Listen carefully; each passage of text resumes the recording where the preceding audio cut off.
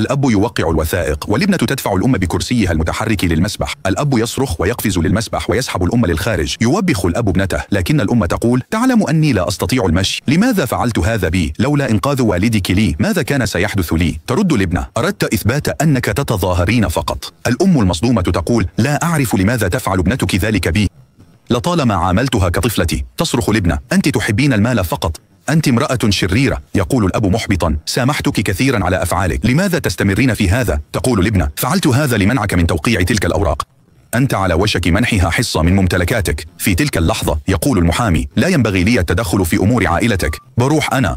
المرأة تحاول توقفه بس هو يصر: عندي شغل ثاني، ويطلع. الأب يسأل: ليش تسوين كذا؟ البنت تشرح: شفتها مرة تقوم من الكرسي وتقول: قريبة بتخلص من هالرجال وبنته بيروحون ويصير كل شي لي، وعندي دليل ما أقدر أمشي أبدا، مستحيل بعد. الأم تدافع عن نفسها: تدري وش قال الدكتور؟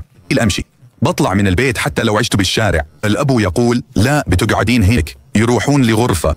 الأب يسأل ويقول لابنته: أبي أكلمك، ليش ما تخليني أعيش مرتاح؟ ليش دايم تزعجيني؟ أمك بتموت قريب وهي الحين ست البيت. البنت تطلع له الفيديوهات.